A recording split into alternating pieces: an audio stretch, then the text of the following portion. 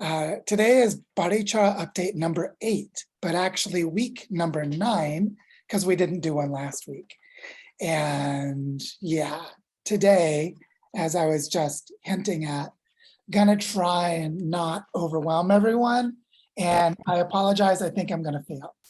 I think I'm gonna overwhelm you a little bit, but I hope it starts to paint the picture, because those of you who were on the pledge community call yesterday, or who watched the video of it, will know that I created a slide to open up that conversation where about 17 things became integrated. It was sort of funny. Penny's sitting next to me and I'm like, oh, Elisa's getting out of bed. Let me make the slide really quick before I go make her yogurt and granola. And I made a slide and it was like, oh, we're going to integrate all of these things in Earth Regenerators and all these things with Regen Network and Regen Foundation and the Web3 space and creating bioregional governance and financial systems. And I'm sorry, guys, I'm going to try not to overwhelm you today. But I was just on the Regenerati News Hour, which is the one that Gregory Landaway hosts for Regen Network. And unfortunately, I had some tech problems where I couldn't speak, but Gregory said that back in 2017, they wrote a white paper for what they envisioned Regen Network to do. And what they envisioned in that white paper is what I told Gregory we were doing yesterday in the pledge call. It arrived to him, having released it and forgotten, let it go out into the world, which is how to create a bioregional scale data commons on which to build a financial signaling system that can coordinate and mobilize resources to enable ecological regeneration at territorial scale. And so I think you all will see today that something as big as that, we're in very early days. It has to be built. This probably is like what I'm about to show you is like our work for the next 5 years or something. But I think you'll get a flavor of it. And it relates really deeply to the Earth Regenerators Fund and the governance processes of Earth Regenerators. It relates to bioregional catalysts and the bioregional weavers. It relates to the Regenerative Project Incubator. It relates to Regen Network and Regen Foundation and Cello Foundation and just lots of others. And so anyway, so with no further ado, what I really want to do is I want to share with you an update of a lot of what's been happening. And in this update, you will see that there's no way in the hell that this white guy from the north is doing this. Like there's no myth of the white savior, no concern of Joe being the one doing this. I'm going to tell you a story about a converging of many things. I'm going to make it pretty concrete with examples of things that happened last week, maybe even a picture of Lillian in there, I'm not sure. Lillian smiles. Let's say Lillian's very photogenic with Barichara in the background. And what I want to really convey is that we're in a moment where the very concrete, like taking a walk down an ancestral stone path, is connecting with something seemingly abstract, like a regenerative financial system that can distribute across the planet. And so the spectrum is fully present. And what that says to me is that we're in a planetary moment. Just that's it, we're in a planetary moment. Something really big is trying to happen. And some of it, some important pieces, seem to be converging on our work in Barichara. And so with that said, I want to just jump in and share some of what's been going on. And then go from there. Here we go, wait, where is, no, I don't want to minimize it. I want to go here then. So let me see it. Thank you. Gosh, the windows were not closing correctly. All right, so I'm going to jump over to presentation mode and try not to bomb you guys too hard. So first thing is, for those of you who don't know him, say hi to Willem. That's Willem Ferwerda. It's his wife Petra behind him, and off in the distance is Natalia. And that is the village of Guane that we hiked through on one of the stone paths last week on Thursday. So we couldn't have the Barichara updates last week because we were doing that walk. And what I want to express is that Willem is someone, we'll talk a little bit more about him in a moment, but he is the founder and the director of Common Land Foundation, A Common Land Foundation, in my mind, is the world's best exemplar of holistic landscape management and large-scale regenerative work. Just best in class, there's no comparison. Because anyone you might know who's doing that work is probably collaborating with Common Land. They're working with 15 different landscapes on the scale of 100,000 hectares or larger in 13 different countries at the moment. And after the gatherings last week, landscape number 16 is probably going to be Barichara. And so just to say that this relationship that has been growing for quite some time, Willem and I have talked about bringing him here for 2.5 years, is not really about what happened last week. Last week was a culminating moment and a moment of clarity for many things that have been going for a long time. And so with that said, a lot is happening. Oh my God, a lot is happening. I'm going to touch on all of these things today, some of them briefly and some of them in more depth. There's a lot of forward movement with the pledge community. There is a Centropia Agroforestry workshop happening right now. Like, I can't attend it because I'm here with you.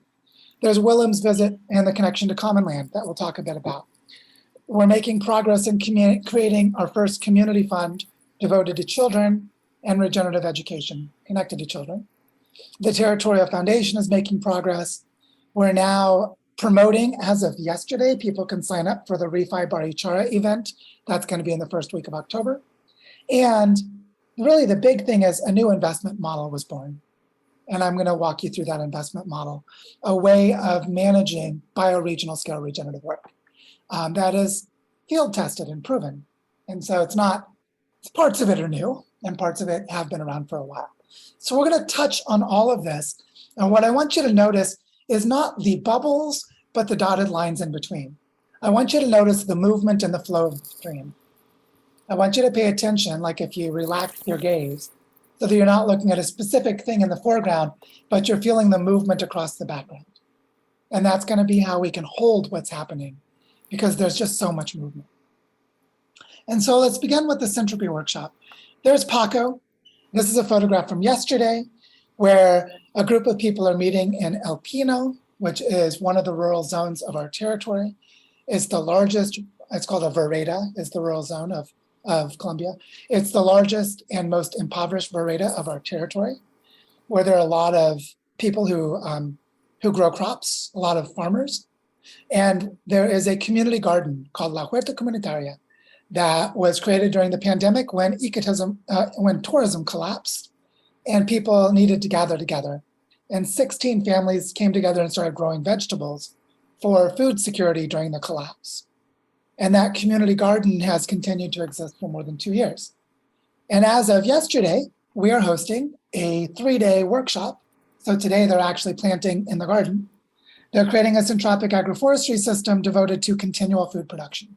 So the idea is to have crops like beans and squash that are harvestable in 30 to 45 days, yucca that can be harvested in about a year, other plants that can be harvested in 6 months, fruiting trees like mango and avocado that are able to be harvested after 5 or 6 years. And they're creating an integrated cropping system that creates an agroforestry model with continuous food production. And they're learning how to do that right now in another part of the territory. So this is something that's happening as we continue the centropic agroforestry work. But also, we're creating the seeds of a community fund, and I want you to meet Milena. This is Milena. She's lovely. She's a school teacher. She has specialized in neurological development of human brains connected to emotional and social development of children.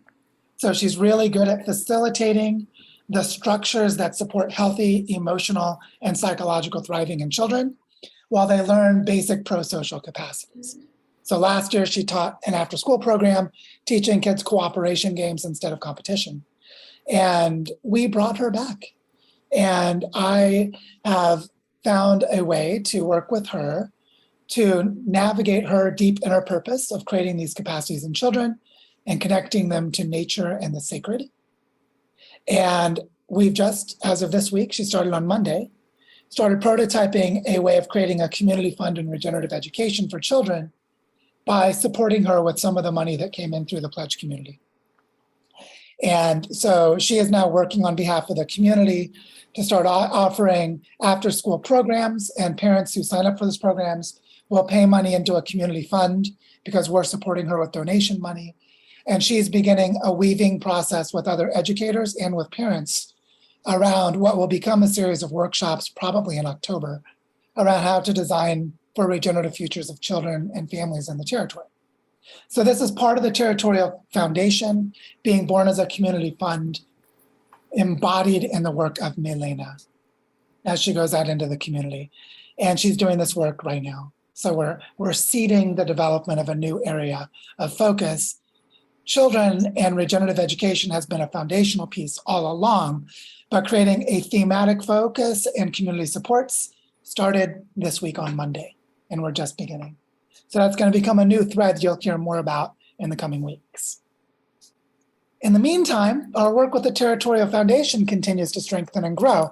And while Willem was here last week, this lovely woman in the white t-shirt, Angela, came to represent a foundation called Territoria, which is a nationally focused Colombian foundation established earlier this year to support the development of territorial foundations across Colombia, including ours.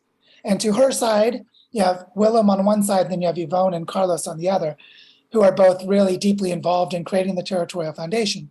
And one of the things we did last week is we created a fiscal sponsorship relationship, because when we establish our foundation, we're not able to receive international funds for 6 months after we open the bank account because of money laundering laws in Colombia. So when we want to move money into Colombian nonprofits, we now have a fiscal partnership with Territoria. And so they're going to be providing that to us at zero cost for the first 6 months, because they're supported by the Charles Mott Foundation based in Ohio to help territorial foundations be born. So we're going to have a zero cost fiscal sponsorship for 6 months to bring funds into the community. And also they have assigned a lawyer to us that we don't have to pay for, again, funded by the Mott Foundation, who's helping us go through the legal process of setting up our foundation. So as of this week, we are beginning the process of answering the questions that we'll need to legally constitute our foundation, which we think will happen throughout the next few weeks. And then we have this fiscal sponsorship with Territoria that will enable us to bring funds in without them going through my personal bank account and my personal business account and all of the mess that's created for the last 2 years, creating lots of problems with my visa applications. We're going to remove me as a problem to all of that, and bring the funding directly into Territoria and then to our own territorial foundation. So this work has now begun in earnest. And that's just continuing in the background, preparing us for larger things. In the meantime, we've set up a Twitter account called Refi Barichara. Go and follow it. And if you go to Regenerate Barichara /Refi, you'll find the place where you can sign up for the event. We made that visible yesterday for people to sign up, and we'll start promoting it. And this regenerative finance event that we're hosting in the first week of October has already brought us into contact with Regen Foundation, Regen Network, Celo Foundation, Ethereum Foundation, Cosmoverse. Cosmos, by the way, is the development environment for the technology that Regen Network uses, and lots of others. A group called Refi Spring, helping organize events like ours around the world. Grassroots Economics based in Kenya, and on and on. Basically, we're just gathering the world's leaders in this space, because a lot of them are going to Medellin the week before and to Bogota the week after, and they're all going to come to Barichara during that week. And we're gaining fiscal sponsorship. We're starting to outline workshops offered by these other organizations. And so just to say, there's a lot happening on this front, and we'll be able to share more about it soon. But this is going to enable the investment model I'm going to talk about in a few minutes, because of this connection deep into the crypto Web3 regenerative finance space. Also, our pledge community keeps coming along. This is a photo from yesterday when we had a beautiful pledge call. We're up to $32,000 raised for the Barichara Ecoversity through this community. We're beginning to co-design together. We had our first gathering to talk to each other as a pledge community yesterday. We have a very active Telegram group, and it became really active yesterday with some of the people who are excited about crypto just waxing eloquent and creating dialogue, with others having questions and concerns. And you could just see a lot of learning is starting to happen. And so some of you here on the call today are part of that group, so you could speak to it during the discussion portion if you'd like.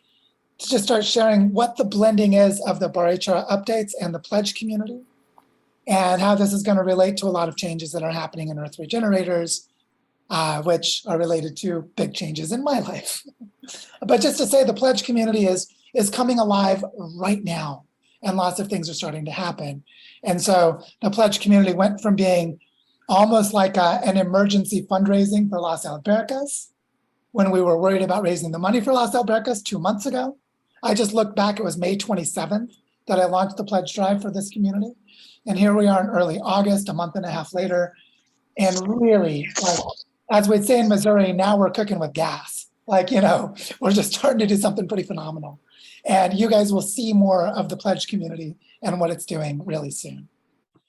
And then, of course, I want to spend a little bit more time talking about Willem's visit in Common Land, because I want to share with you what we did during the 2 days he was here. And I want you to imagine the experience I'm about to share with some photos, that this is the kind of experience we're going to create for that Refi Barichara event. So if you come join us in October, we will structure activities like this for you. So you'll start to see how we showed Willem our territory, how he showed us the way that Common Land works, and we have a way of engaging people in the community that we could share with others. It's almost like this is your 2-day ecotourism, like your ecotourism package for regenerative projects in Barichara. We designed that for Willem last week. And so I just want you to think of, in 2 days, we did all of what I'm about to show you. It was pretty intense. We were exhausted, but it was absolutely beautiful. And so the first thing that happened was on Wednesday morning last week, we gathered about 10 of us and got in a car and went to visit this woman, Somara. And Somara is a community leader. She's a member of a local organization called Mujer y Vida, which translates as Woman and Life. About 50 campesino families.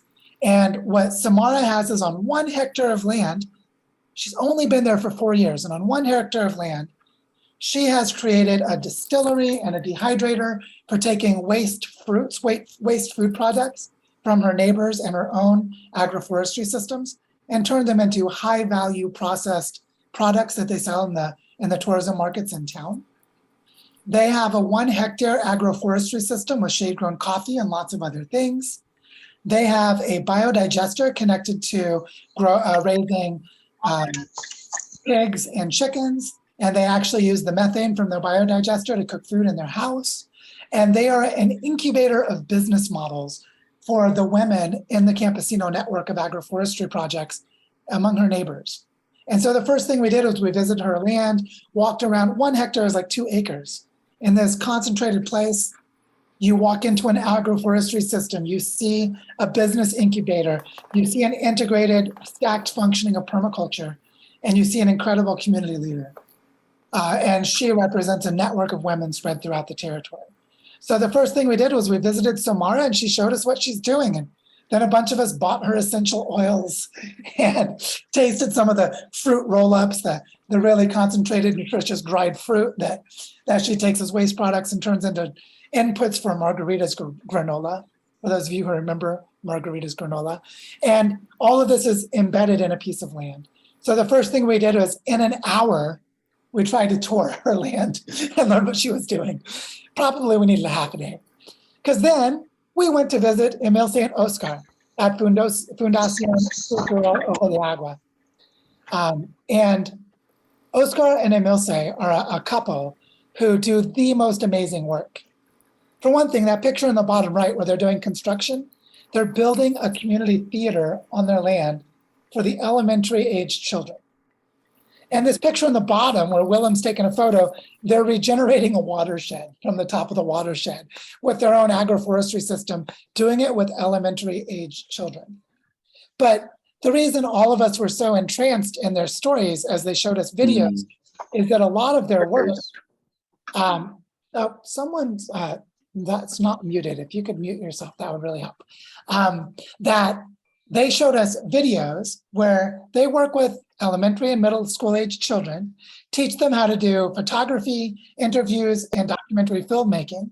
And then the children go and make documentaries, and the documentaries transform the culture and create lots of landscape regeneration work. And so Emilce and Oscar are like rock star transformers of small children into regenerative spiritual alchemists. They're like fucking amazing. It's like worthy of an F-bomb. They're so damn cool. They brought us to tears with the stories of things that happened with these kids.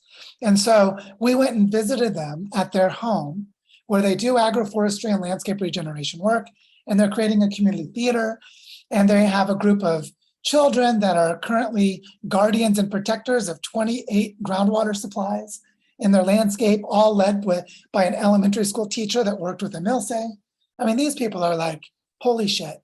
So we took Willem and took a group of our friends to meet Emilce and Oscar and see how the children can lead the way by giving them a camera and the power to ask good questions, and then teaching them how to do video editing, and then just let them run. And these kids created, for example, they asked the question, why did the water go away? Well, it turns out the water went away because of an extended period of violence, but there's not violence now, there's peace. How did the peace happen? So the kids went and interviewed their grandparents. Said, Grandma, Grandpa, what happened? Why is there peace now?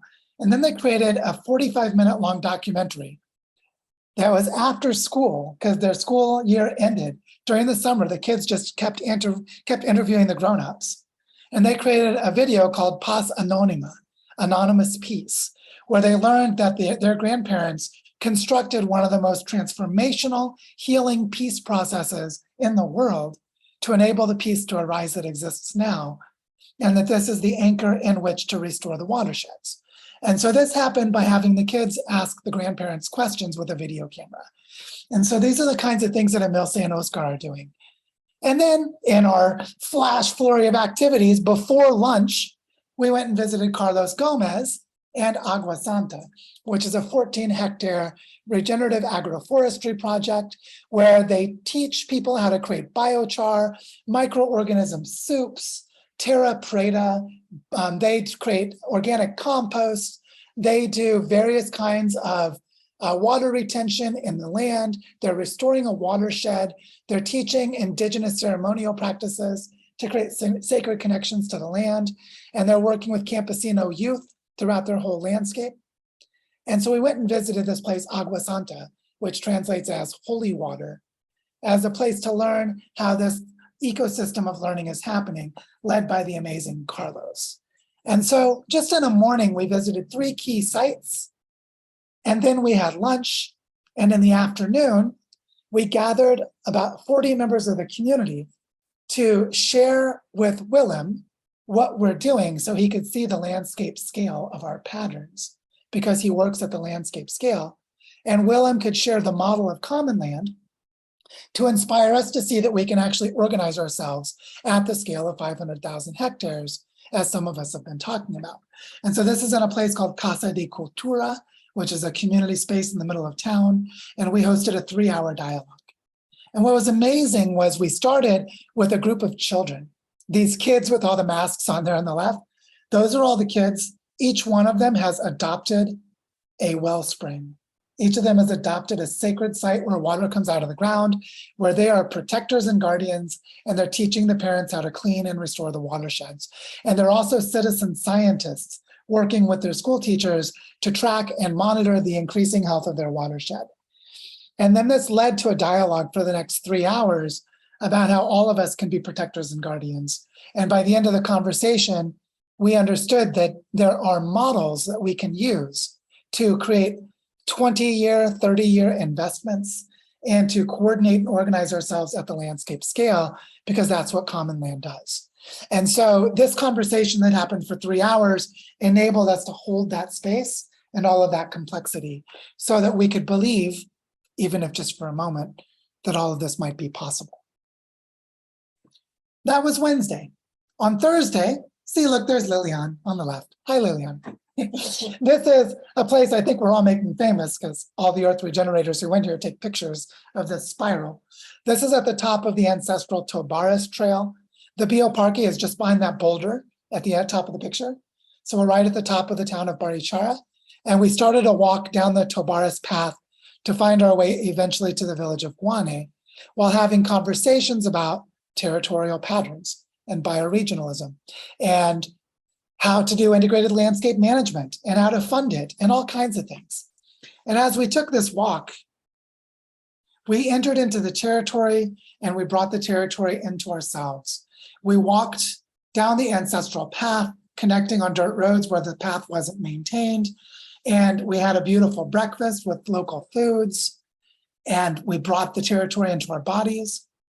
And then we arrived for lunch in the village of Guane to learn about a community aqueduct, where a couple of people decided that the village of Guane should own and manage their own water supply, something that they did last year. And then we could learn about them and see what they're doing, see the strengths and the weaknesses of their approach, see how we could replicate this with Las Albercas and the work we're going to do with Ecoversity to create more community aqueducts. We just had this beautiful conversation in the afternoon, and you can see the look on Lilian's face. Actually, what's happening here is part of what they're doing at the community aqueduct we thought wasn't really the best thing, like these plastic water bottles that say Aguas Guane. Maybe they shouldn't be selling plastic water bottles, but you know, they're learning and they're practicing, and we're here to figure this out.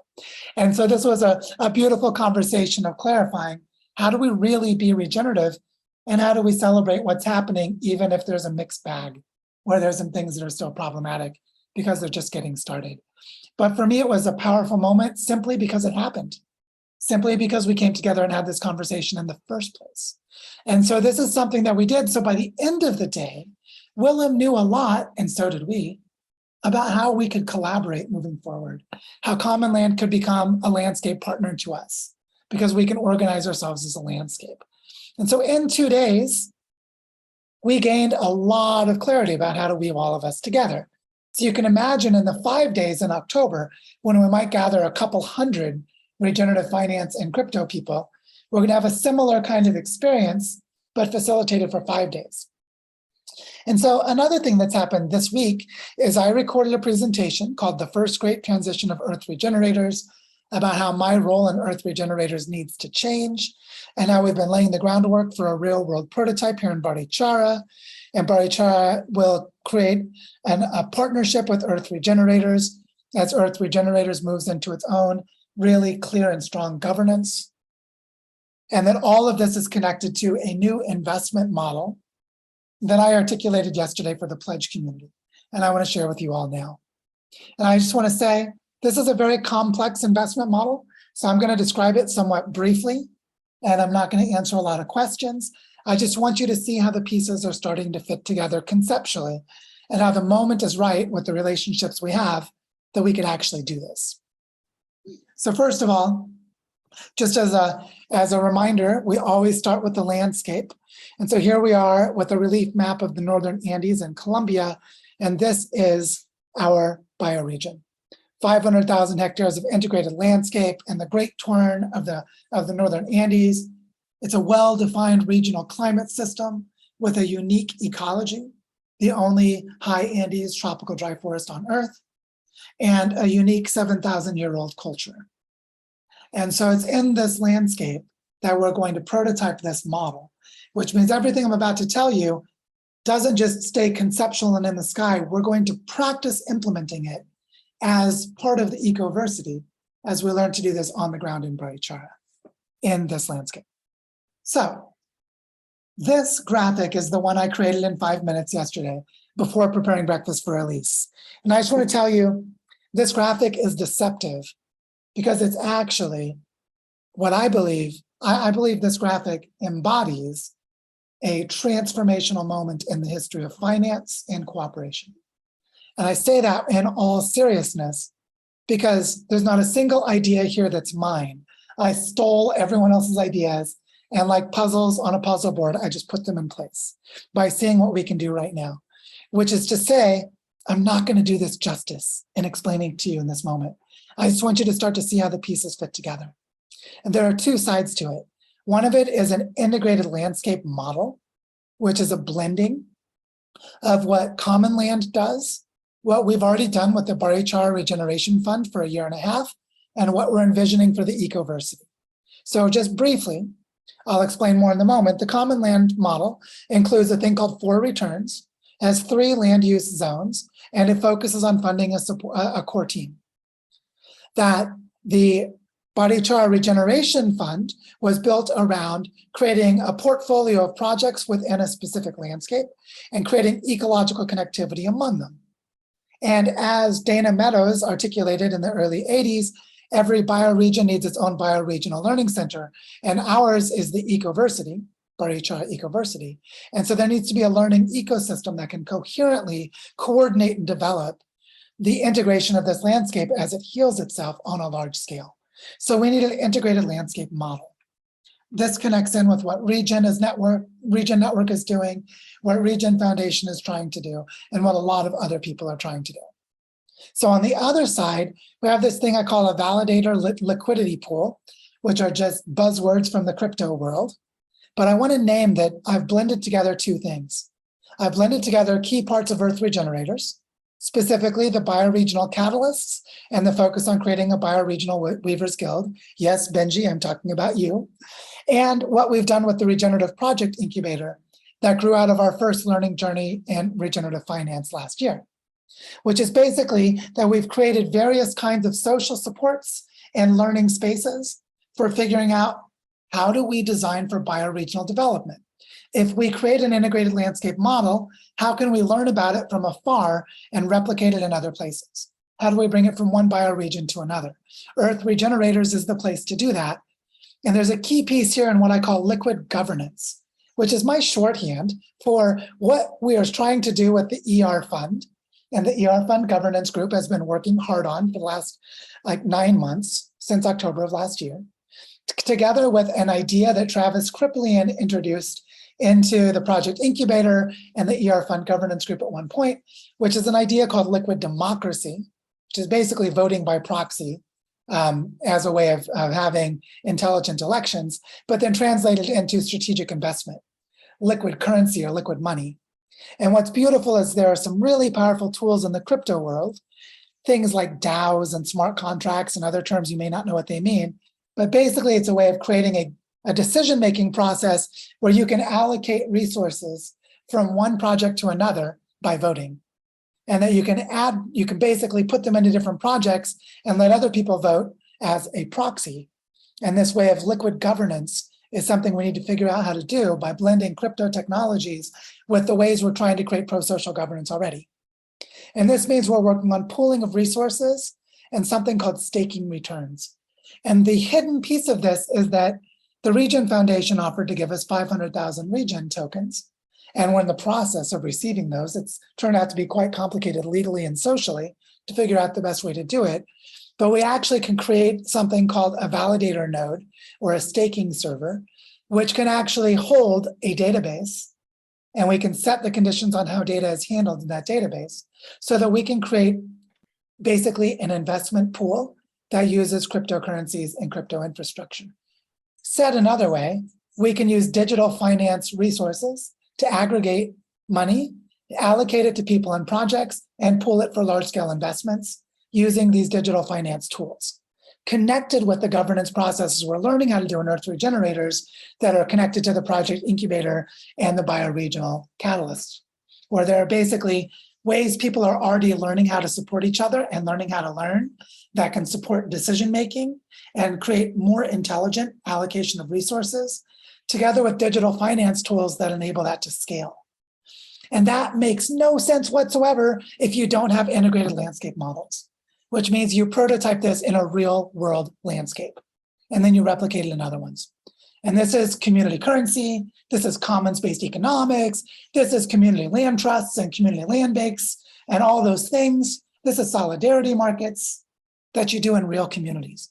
And so we're in a place where we can prototype all of this as a bioregional investment platform in the real world with Barichara and with the Earth Regenerators community distributed globally. So we're in a place to learn how to do this. It's kind of like, holy crap, that's going to take a long time because this is really, really big. I'm telling you, this is really big. And all of the pieces are coming together to do it. And we're going to try and prototype some of this in that event in the first week of October. And try and raise money so that we can actually practice doing it. And that gets to the next piece, which is let's look in a little more detail how Common Land created their integrated landscape model. This is from Common Land, where they identify 5 key processes that Common Land can work with your landscape if you create these things.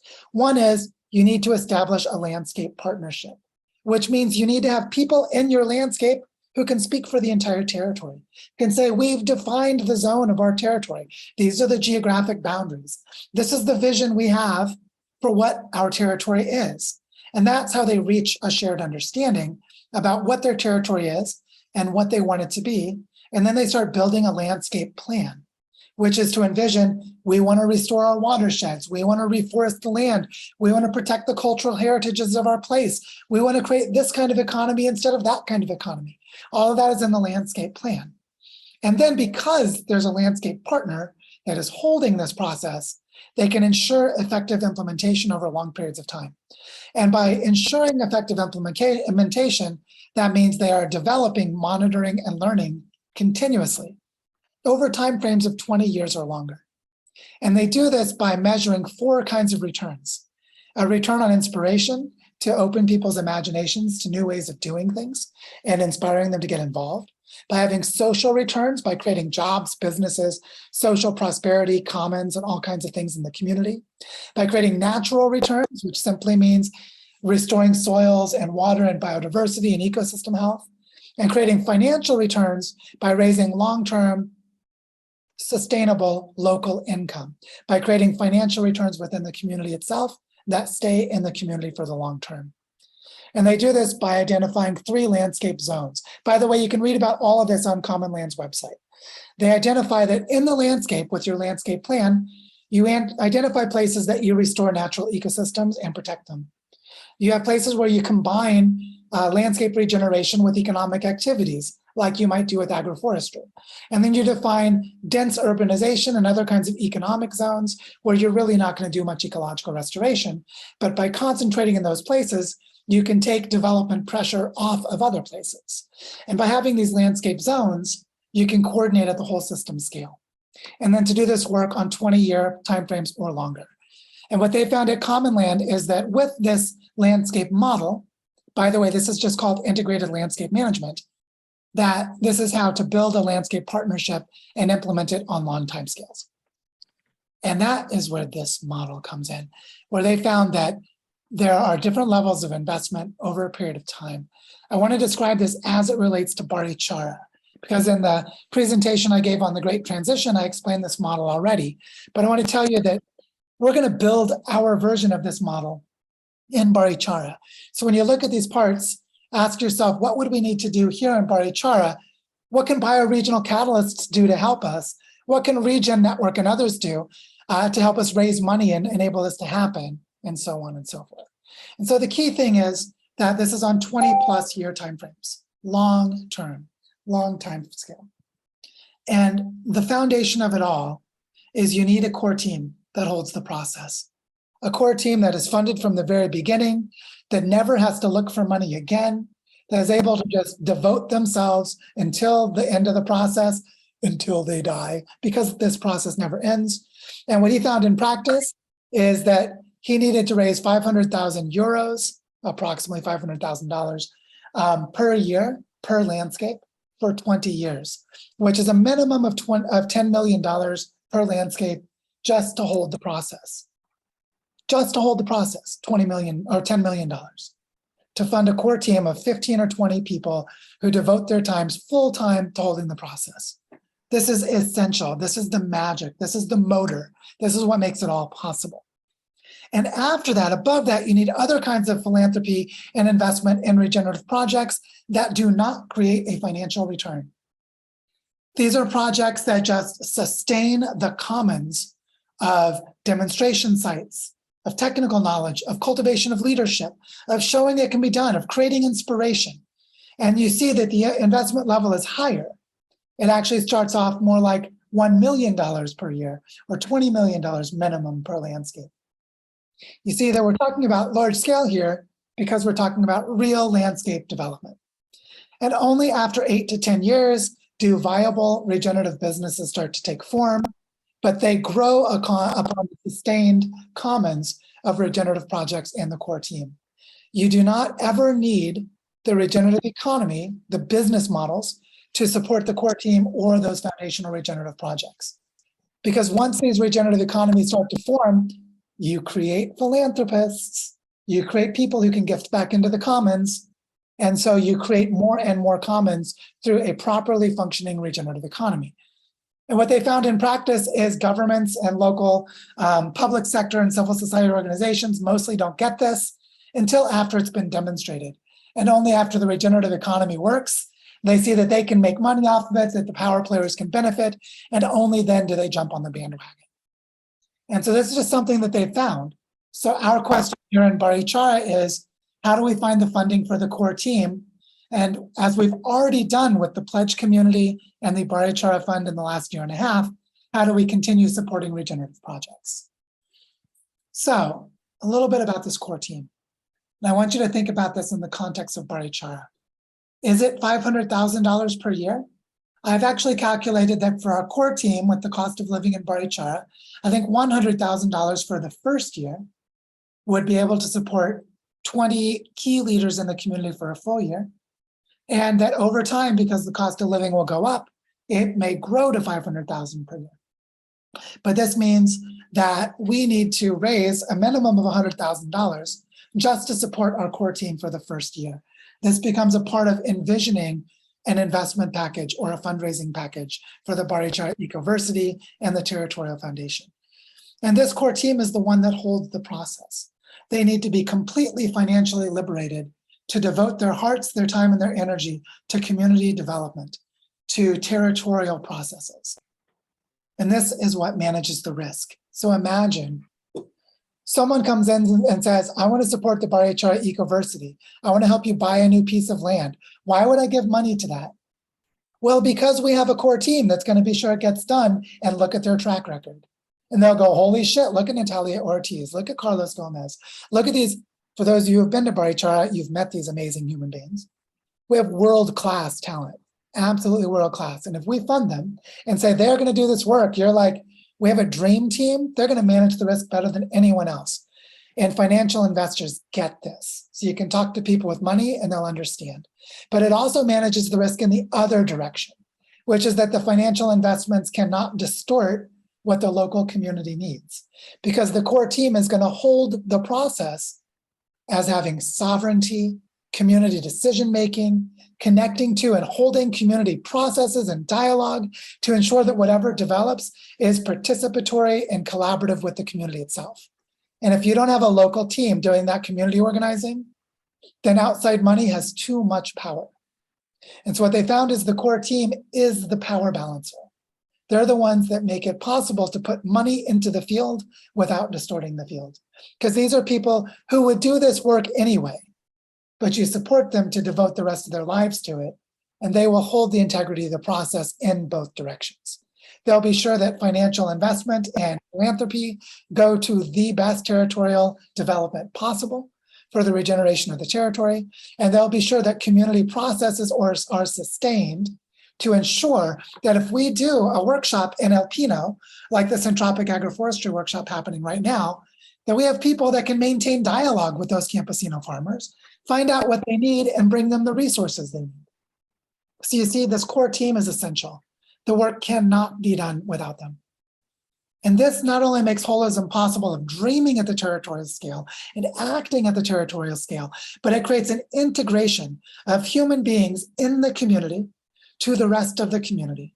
As the community is spread out across the territory to become the rest of the territory, and that territorial plan, that landscape partner, goes from being a story of a landscape to the actual landscape. The landscape acting out its own needs through the people of the landscape across the entire landscape. Think about how much organizing and convening and design and participation is needed. And you cannot do that without a core team. It cannot be done. And so this holism is possible, again, because of the core team. And so that means we are now ready to create an investment instrument for large-scale landscape regeneration of Barichara to fund the core team and regenerative projects for the next period of time. So just as an example, If we raise $500,000 right now, we could fund this core team for the next year. And because Las Albercas is coming into the commons, we need to raise money to design and build an off-grid campus. But we don't need that off-grid campus to have investors requiring a financial return. So part of that money would be a regenerative project without financial return, which is an off-grid campus. But also our existing projects, continuing the work of Centropia Agroforestry, continuing the work of transforming the local food system. This work with Milena, with the children, to create a community fund and support the development of alternative education models for children. How do we fund all of those regenerative projects? We do it by having a territorial vision, a landscape plan, a core team that is funded, and funding to begin on a large enough timescale that we can begin to implement. We're beginning to have dialogue with the pledge community about this. We're going to design this into that week, that refi event in October. We're going to use the crypto connections we have to try and raise money and show people there are different models of investing. And the time is now. This is like starting this week. All of this became clear to me yesterday. Like, you're right in the beginning of this. And I think you can start to see how big of a deal this is if we can replicate this across bioregions around the world. And so the idea is we're about to create a funding proposal to raise $500,000. Anyone here can help us do that if you want to be involved. And we're going to use this investment model of common land, connect it with the Refi Barichara event that we're creating, the establishment of the Territorial Foundation, and everything we're doing for the Barichara Ecoversity. And we're going to give birth to an integrated landscape vision. Notice that that integrated landscape vision has two parts. The people of the territory locally will tell all of you, all of us, what is their vision. People from the outside do not get to say. But people from the outside may know how to create these investment packages and translate that vision into terms that people in the outside world can understand while maintaining the ethical integrity of the vision. And so the partnership of local to global is to create this together and to raise these funds together and to bring all of the funds into the Territorial Foundation, which means local people will have sovereignty over the use of 100% of the funding. All of the money will go to the Territorial Foundation, support the creation of a core team, and map out the priorities of strategic investment for the regenerative projects in the next 1 or 2 years. And in that, they will need to have clarity and coherence with the outside donors and investors so that those outside donors and investors know what's going to happen. And the integrity is maintained in that relationship. So the power of people from the outside to make decisions will be that they decide to invest in this vision. And that's why they give up control of the use of the money, because they want to be part of the manifestation of the vision.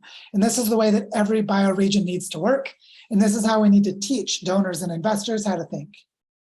And so this is going to be a huge learning process. You can imagine the psychological barriers and blockages for people to give money into this.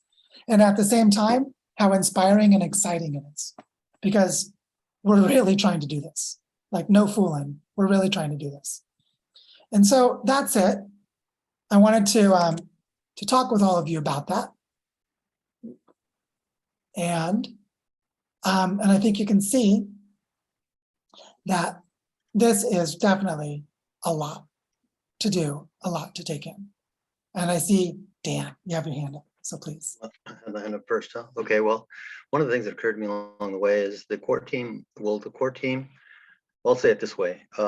It seems to me that it's important that the core team learn and use pro-social methodologies, skills, techniques, so that the core team in relationships internal to whatever that core team, wherever it is, not just Barichara, is, so that they can work those things out as they conflicts and difficulties and decision-making that is problematic, so that the core team remains viable and, functional and, thrives.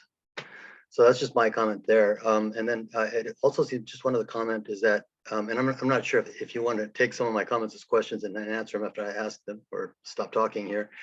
The existing 15 landscapes that are already part of the Commonwealth under for WADA, Willem, I think there were 15 and we would become the 16th if this plays out as we like. They're not incorporating or developing or using any of these financial aspects that you described just recently here. But I'm betting that if we can do this right, and I know that we're all finding our way, so I mean that's great that we're learning and doing. I just love that. But the financial aspects that you've described here, I don't think that I would not imagine that they're using blockchain technology, for example, so they can have trustless transactions. In any of these previous 15, that there might be some retroactive learning there that can be incorporated backward into what is already existing in the Commonwealth. So anyway, those are just my 2 comments. Maybe you have some comment to that. Yeah, I think first of all, the pro-social emphasis is essential. We just found that over and over again. Pro-social is like the secret sauce of human relationships. And so luckily, the pro-social world received a $2.5 million grant to bring pro-social into Latin America. And they invited Earth Regenerators to join because I'm in Colombia. And we're now collaborating, and we have a vision to create the first pro-social training center in Spanish in Colombia. And it's early, we haven't really started any of that work yet, we're just having conversations. But because Territoria is a foundation that focuses on 7 territories in Colombia already, each of which have their own local leaders and their own community processes, bringing pro-social to those 7 territories will be how we practice. And also, part of the idea of the ecoversity, for me personally, has always been to have a bioregional design focus. Like, there'll be the ecoversity that's locally focused, like how do we develop our own territory as local people? Right. And then there's a global focus of how do we all learn how to develop territories? And I see, and that's the bioregional catalyst, bioregional, all that stuff is the placeholder.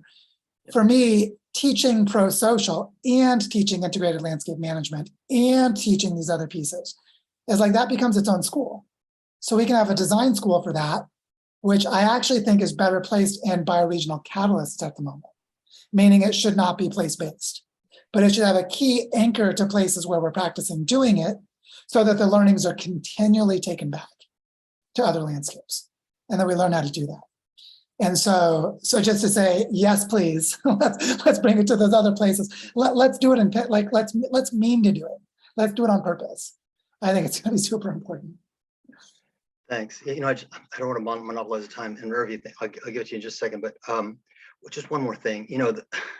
I have this fantasy that our species is going to survive this. I'll call it the narrowing. Is what we have seen coming.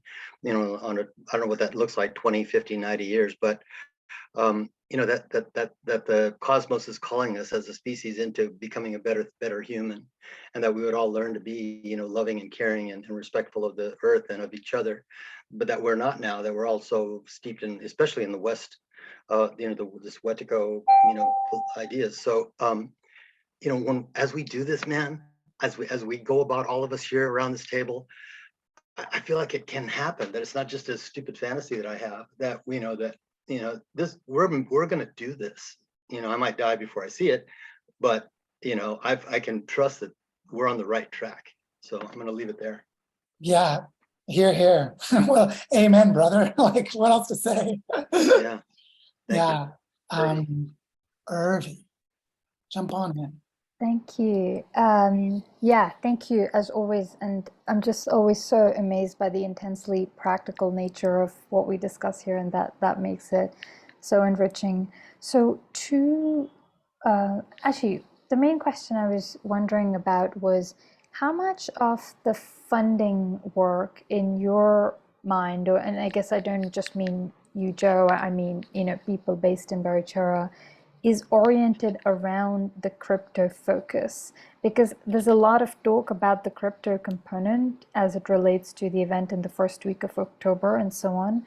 But I don't know, for example, whether how Common Lands funding works. And I imagine I was thinking that doesn't necessarily have a crypto focus. So I wondered if you could just help clarify that, because sometimes it just feels like in the narrative, a lot of attention goes to the crypto conversation just because there's so many strong supporters and so many people who are confused and skeptical and all of that. And so kind of like, yeah, how big the crypto piece is within the overall funding landscape. And also if you're allowed to share this, how does Common Land attract funding? Because it just seems to me like that what they're doing is incredible, and just, yeah, just so curious about how they intend to scale that. Yeah, let me start by saying that the fact that crypto is so controversial is why it's mimetically powerful. People talk about it and it spreads. So the people that hate it, the people that love it, the confusion around it is exactly why people talk about it. It's like everyone talking about violence and sex, like there's just things that cause people to spread rumors. And the crypto world is full of that right now. And the reason we're talking about it so much at the moment is because we're sandwiching between Cosmoverse and DEF CON. These two really big events are coming to Colombia. And there's a set of people doing regenerative work in the crypto world that are deeply frustrated that it never actually gets to the ground. And we're just like, hey, we're on the ground between your two big events, coming out with us. And so in this moment, we're attracting that energy to us.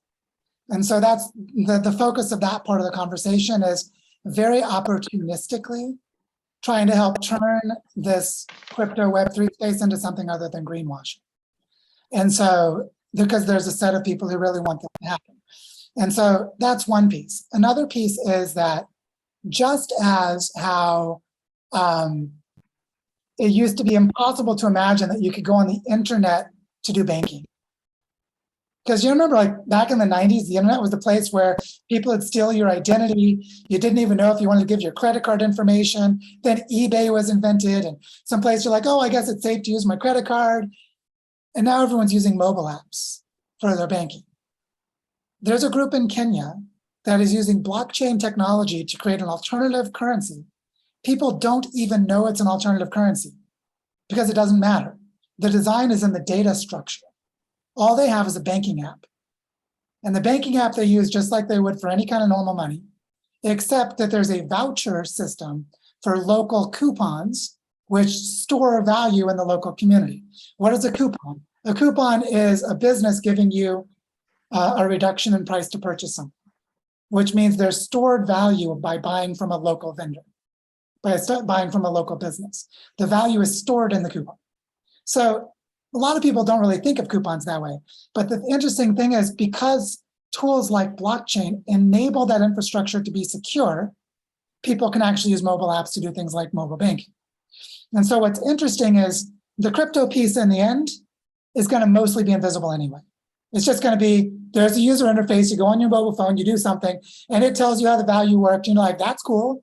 I got this little bonus thing. I'm going to give a star to this business I like, and you don't really care. The star is actually giving money to them because of a voucher system using coupons. Someone designed the community currency, and you don't even care. You're just like, I just like that business, and I gave it to them because someone else designed the circular economy behind it and then created the data infrastructure to track it. And so the crypto world is actually mostly going to be invisible by the end. Just to say, the people who really get what crypto can do, they're going to do it anyway. It's going to be the back end of whatever you use, whether you know it or not. And so we don't all need to get on the crypto bandwagon. But that does bring us back to Willem and how he successfully raises money. It helps that Willem Verwerda is a fucking amazing human being. Like, he was the president and the co-founder of IPBES, which is, and that was a UNEP and some of these like big organizations, the United Nations. He helped create the biodiversity and the conservation monitoring infrastructure of the United Nations as a tropical ecologist. And so he created the first ecotourism company in Colombia back in the 80s. And he's from Holland, and there are very wealthy people in Holland. So somehow he's friends with a billionaire auto manufacturer in Holland. They could just go to and say, when you guys invest in like intercity rail, or when you invest in a power plant, you're investing $2 billion over 20 or 30 years. Why don't you invest $2 billion over 20 or 30 years in regeneration of a landscape and the creation of a local economy? It's actually worth more than intercity rail. And that's why this 20-year model is large-scale infrastructure projects translated into landscape development. And so he went to a billionaire friend and he said, we can't begin without 4 landscapes that are demonstrations. And so I need 500,000 euros per year for each landscape, plus $500,000 per year for a foundation that can support the process of those 4 landscapes. Do the math. He needed $60 million to begin. Lost you, Joe. You lost me? Did anyone else lose me? You froze there for a second. Maybe it's my signal. Okay. Is that for 4 landscapes plus common land, they needed $60 million to begin. So he found someone who said, well, I'll fund the first 3 years. Let's see how it goes. And then after 3 years, he's like, I'll fund the full 20 years for all those projects. And so the thing was, it was someone who understood good business sense, that understood this is a good way of packaging an investment. And then what's interesting is that same billionaire, who's now like 85 years old, says that he's actually the secret co-founder of Common Land because it's the thing he's most proud of. And so he just went along for the ride. He was like, I'm friends with Willem personally, and I like to support conservation work because I just care about animals, but I don't really know shit about the environment. But Willem gets things done, and damn, Willem can structure a business deal. And so that was the secret. That was the secret of it. And what they did for the next 11 landscapes to get from 4 to 15 was the rest of them, Common Land does not bring the funding. Common Land partners with them to find their own funding.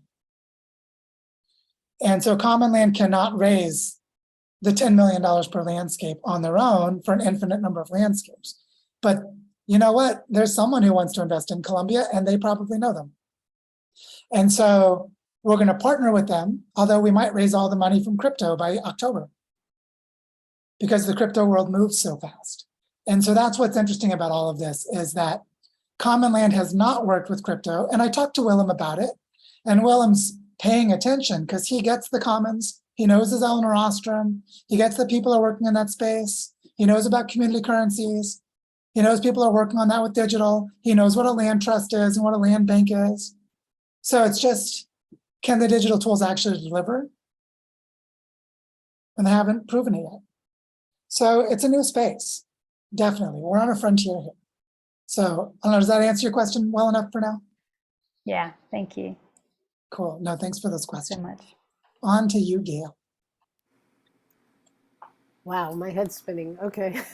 I was wondering, Joe, would you come either tomorrow or next week to the governance group to explain the impact of these changes on what we're doing? And because I'm feeling totally confused about, what we've been doing up to now and how that's going to change with all this stuff going on. I don't know if you want to talk about it a little now or if you just want to wait and come, but I'm inviting you officially to do that. Well, I hope to come tomorrow, but I'm still dealing with very frustrating things with my visa and with banks, and have to, it's a lot of travel to just do things that I can't do in Barichara. And so tomorrow I will try to come, but I can't promise I'll be back by 10. If not tomorrow, definitely next week. And what I would say is that I have been a trickster from day one, as you've seen. Let's create a study group to read chapters of my book. Oh shit, it's a global platform. Oh, let's create decentralized governance. Oh shit, it's an online community. Oh, let's create learning journeys. Oh shit, it's a regenerative project incubator. You see, it's like we just keep doing that. And there are these oh shit moments where people don't realize reality changed. But if you actually go back, like I gave about 40 webinars in the first 6 months of 2020. You go back and watch those, everything we're doing, I said in them. So what is a design school? What is a regenerative economy? Let's look at a real world prototype in Barichara. All of this was there. The thing that wasn't there was going from ideas in Joe's head to human beings actually configured among each other to do it. And that's really the big difference. And so I think the thing that's confusing right now is that while I'm something of an architect of the story, it was never my story. The story was always in the hearts and minds of everyone else. Or else it would just be me telling a story. Like I can go sit in the corner and say the story to the wall, or it actually manifests through the hearts and the actions of people as they would do it, not as I would do it. And so back in October, when I invited, let's create an ER fund who would like to join, and the ER fund decided to create a governance group and a fundraising group. The fundraising group turned out in practice to be me in December and January. And then there was an implementation of the funding, and then there was lots of stuff that happened. And we're now in a place where we can just take the next step of getting clear about what are we doing. not just what is Joe doing and what does this mean? What are we doing? You know, like what does it mean for those of you who are in bioregional catalyst, for example? What are you doing? What are all of you doing? And how can this help you? Not how can you help this? Not how can you help Joe do Joe's thing? How can this help you do your thing? And how do we partner on that? And for the ER Fund Governance Group, what does it mean to bring funding into Earth Regenerators, however it arrives, and then to connect with the project incubator to help people develop their projects and capacities? What does that look like? Well, it's hard to know until we actually have money to give and we can prototype and practice. We have to practice prototyping. So I think a lot of the confusion is that we're just not practicing these next pieces. And so once we start practicing, it's going to become really clear, first of all, that a lot of this is not clear. That'll become really clear. And then the next is we have to make it clear by just working through a bunch of questions and challenges. And by the way, a lot of us are doing that, getting burned out. So just like we need a core team for the landscape, we're going to eventually need to raise money for a core team of ER. And at that time, ER might decide to become an organization because I'm not its leader. And I've been saying it's not an organization, but I'm not the one making that decision. And so you see, all of this is going to come into clarity as we just figure it out. And so we need to have dialogues in the ER Fund Governance Group. We need to have dialogues in bioregional catalysts. As Pamela said yesterday, we should bring this conversation to the project incubator. I think it needs to come to all of these places. And then I need to bring as many of you who can come to this activity in the first week of October in Barichara, to meet the people in the crypto world, to see how crazy they are, and to see what they're doing, and to see why, as Irvi had asked, why isn't Common Land doing this? This is really speculative and really new, but there's some really cool power, really cool capacity to mobilize. And so we're gonna just try and figure it out. And we're gonna bring all the cats together and try and herd them. But is that enough for now, Gail? Is that okay? Yes, yes. All right, thanks so much, Joe. Yeah, stay in the mess. It's gonna be okay. Lisa, welcome. Hi. I'm wondering for people who are interested in coming to the REFI event or just generally to Barichara, is there a welcoming committee or a point person who we can talk to about kind of what makes sense for us individually? There was, it sort of dissolved. It's kind of become Penny at the moment, because there was a welcoming committee with Kathy and Jacob and Penny, but then they sort of designed it for the people who are here for 2 months instead of designing something longer term. And there's some good things there, but it needs to be sort of re-envisioned specifically for the next 2 months. So I would say talk to Penny. And if Penny starts to get overwhelmed, we will create a team to support Penny in that. Okay. And Tyler's going to be here in about 13 or 14 days, Tyler Herbie. So he'll become part of the welcoming committee in some way. Like Irvi's already thinking of coming and has been talking to Penny and to me. But yeah, Penny's really cool. Do you want to say anything more about it?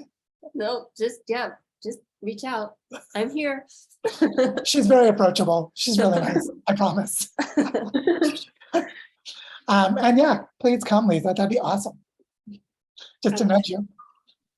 Claire, please. Hi. Yeah, I first of all, I like, yeah, as others have said, my head's kind of reeling because it is super exciting, and I'm like particularly excited about hearing more about the core team and just all of that. But I was excited enough about it. I was telling my brother about it, and he started to ask about the cryptocurrency part that you had explained. And I was trying to explain what you had talked about in the pledge piece. And his comment was, well, if what's to stop like the financial shock kind of people seeing it's a good thing, starting to make money out of it, and then deciding to just, at the point that they want to, just yanking their money out of it and putting us into an unstable place. And I guess I had no comments, and I don't really want to derail this because I think there's so much other good stuff you've shared, but it's just, I don't know enough about the cryptocurrency part, but that was a concern. And yeah, just the whole way the financial markets work, and just It seems. Yeah. Let me name two pieces, because there are two pieces to this. One piece is, for there to be a commons of any kind, there needs to be a group of people who are the members of that commons, and other people who are not. Like, you're a part of the choir rehearsal group and I'm not. And so the commons is a core group of people who know who they are. And then they set their own rules for things like who can be a member, right? Just like you might do for a member-based organization, like join the yacht club, you have to own a yacht, whatever it is, And so the beautiful thing about this is that happens in general. Now let's say, what can we do with crypto? One thing we can do with crypto is we can create agreements. And we can create agreements that are verifiable. You can actually verify if someone's meeting the agreements. That's actually one of the most important things blockchain can do, is it can verify if something happened without a third party needing to do it. You just go and look. And so the key thing is that we need to create really good agreements about what it means to participate in this. And then we need to have a way of monitoring if those agreements are being met and enforcing them. And this is why governance and data have to go together. The governance and the data have to go together. And so, as an example, let's go back to what happened when we raised the $50,000 for the Barichara Regeneration Fund. And we bought Oriental Agua, and we gave 30 million pesos to about $8,000 we gave to an advisory council for doing regenerative work in the territory. How might we have done that if we knew we needed to verify that we were going to do what we said? How could we have verified that the money went to Oriental Agua? How could we verify that the land is owned in a particular way, or that the land will later be owned in a way it's not now? All of it was done based on trust. Because everyone who gave money to support that work trusted me. They're like, Joe's really transparent and authentic, and I trust Joe. If Joe says the land's going to be bought, like right now, Oriental Agua is owned by me and Jessica, which is not what we want. We said it's going to be a community asset, but it's not. And so you can see that we haven't met an agreement, but people still trust us to do it because the trust is there. So you can see that you don't always need data for the trust, but you need the trust. But if we're going to create a system that can scale a little bit bigger, it's not just based on people who already know each other, then we need to create trust through clear agreements. And we need ways of enforcing those agreements. And that's where, like, a DAO, in a really simple way, all a DAO is a way of sharing access to different kinds of data based on agreements. Like in a nutshell, it's like we've all agreed to collaborate on something, and that thing we've agreed to collaborate on together is called a decentralized autonomous organization. And so when someone built that on blockchain, that means you can go and check if someone did what they said. So, like, in a nutshell, that's sort of how it works. So the challenge for us always, whether we use technology or not, is to create good governance. We have to create good governance. And then if we're going to create good governance around that investment model of a liquidity pool that I talked about yesterday, then we have to have the liquidity pool function with a set of requirements. And that basically people don't get to participate unless they meet those, whatever those membership requirements are. And so one of them, so just for everyone else, yesterday we talked about a model that could work with Regen Foundation. And the idea is that you can actually stake, you can take cryptocurrency like Regen tokens. So we're being given a bunch of Regen tokens, and you can stake them, which means you say, I have made an agreement that someone else can use my money to back their investments in exchange for me getting part of the returns on those investments. And I cannot remove my money for that pool based on the agreement, which is usually like 2 weeks. So as I say, when I want to unstake my money, I can't unstake it for 2 weeks, which means the people that are using that liquidity pool to achieve something know that they have that money for those 2 weeks, and then they can plan accordingly. And you can see this is just a financial mechanism. You could invest in anything. But what if our liquidity pool is to invest in bioregional development of Barichara's 500,000 hectares, where people put money in to invest in things that are happening in the territory, where if there are any kind of financial returns, they stay in the agreements of the liquidity pool. So we might say, for example, any money generated from that process, and there are lots of different ways that crypto allows us to generate money. Like verifying that data is secure is valuable. So those who verify it, those are the validators, they can actually generate revenue by validating. And so they can offer that service to others and validate other parts of the network. And so we're talking about creating a validator called the Earth Regenerators Barichara Validator, and it generates money by doing that for anyone. But the money generated from it does not go to a for-profit. It goes to an agreement, which the agreement might be it goes to our territorial foundation. Or our agreement might be it goes to the Earth Regenerators Fund. And so this is what's powerful about structuring the data using crypto, is that, like I said earlier, it's just financial, it's just digital finance. It's like mobile banking, but mobile banking where you can create these governance tools. So we might have a bunch of us that say that liquidity pool gives all of its money, all of the money it generates, it gives to the Territorial Foundation of Barichara. Woohoo, great idea. But then later they decide, we want to vote and give all that money to Osa Peninsula in Costa Rica. We want to give all that money to Glen Page in the Gulf of Maine. We want to give that money to a group of Earth Regenerators being deployed into a disaster in Southeast Asia. We might want to give it to Global Eco-Village Network.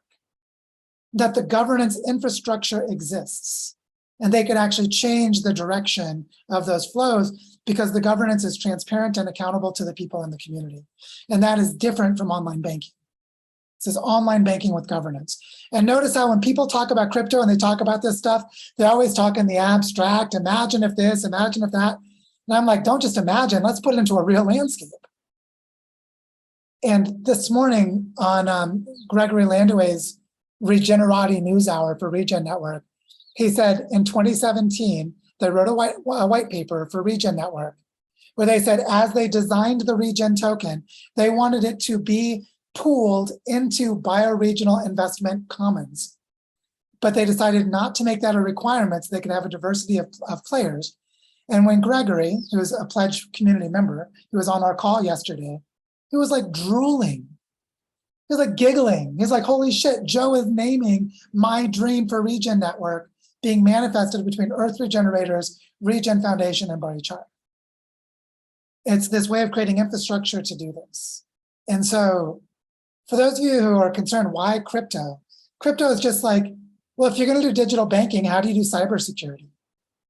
It's a question like that. But as Antonio has described before, web version 1 was computer talking to computer, like at Bell Labs or at MIT or at Berkeley.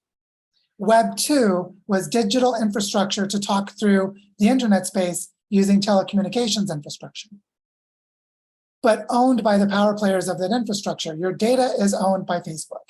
Your data is owned by Google.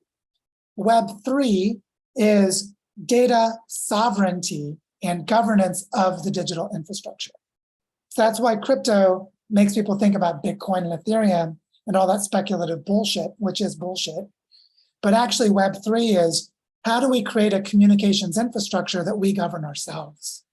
That's like really the question.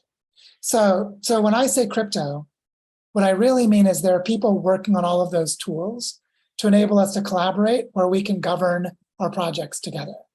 But if we don't prototype those in the real world, what the hell? We're just like making shit up. And that's why we need to have this on the ground event in October, is to get the people who are making shit up to have a reality check. Look at this real territory, visit some of these real projects and ask yourself, could you design for here? Because if you can't, you're just full of shit. And if you can, why aren't you? Let's do it. And that's the whole point. That's why we're sandwiching between Cosmoverse and DevCon, is to give those people a reality check. And I'm kind of excited about it, actually. I think something cool is going to come out of it. But I don't know if there are any other questions or comments here. But I want to say, like I said, this is huge.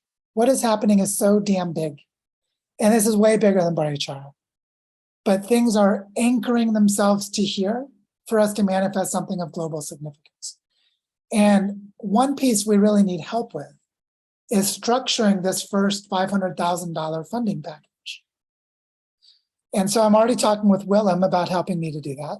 And he's very happy to help in whatever capacity he has. But I know, Jonathan, you and I need to talk about how do we do this. We're about to have a conversation. that there's a fundraising piece, there's a storytelling piece, there's a collaborative decision-making piece. There's a lot to it, actually. It's not a simple thing. And so I just want to name into this space that you're welcome to help in any way you feel moved. If there's some piece of this you want to bite off and chew, if you want to bring it into a space you're already working in, if you want to join, like joining the pledge community. We structured the pledge community, like I did a very important psychological hack, which was people wouldn't play unless they thought it was going to be something meaningful. And I thought $1,000 was a meaningful way to play. So I created a pledge of $1,000, but, oh, there's a secret back door. You and 999 of your friends could each give $1 and aggregate $1,000. So you don't actually need $1,000 to play, but you have to be serious about participating. And $1,000 is a serious commitment. So Pamela stepped forth and said, I'll find 9 other friends to each give $100. And she pledged. And so the idea was we only want people who are committed to seeing this through to join that space. And so it's really important to say that if you want to join the action, there is an action space. And the action space is, are you committed to seeing this through? And there are various ways to do that. So, so just naming that the invitation to you is, what in this do you feel like you need to be a part of, that you can't miss out on? The good kind of FOMO, not the fear of missing out of a call or a conversation, but the fear of missing out on the opportunity to create what we came together to create, which is a planetary network of regenerative bioregions that are actually doing this on the ground, that we get to be a part of because we made them economically viable. So they can afford for you, they can pay for your livelihood because they're actual economies. And we start by prototyping the core team. If you could fund a core team, then you can fund your core team. And this is the secret of this, is that we're never just funding it for someone. We're always funding it for everyone. We're trying to create this for the future of humanity. Because, as Dan said, there may not be humans by the end of this century. Extinction's a real risk. And so, you know, we have a phrase in the Midwest, go big or go home. Maybe some of you have it in other places too. For me, go big is go to the planet. Go to the planet. Do this at the planetary scale.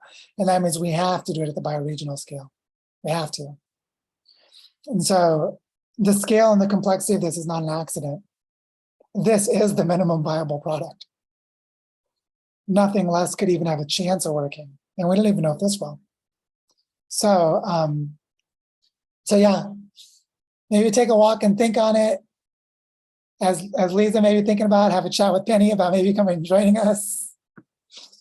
Feel into what it means to be a part of this. Recognize there are a million ways to play, and you're going to do the one that's right for you. Share what you're learning here with others. Invite them to come learn with us. And let's do this. This is for real. We're like, as you can see, every week it's so much more because we're not slowing down. We're like a snowball going downhill right now. So it's just going to get bigger and crazier. And that's just the reality of it. Yeah. And so maybe that's all I'll say for now. Just say, take a breath, let it sink in, and let's do this. We are doing this. I wouldn't even say let's do this. We are doing this. And that's it for now. So thank you everyone for your attention, for your hearts, for your contributions, for your collaboration, and most importantly, for your friendship. And onward, fellow humans.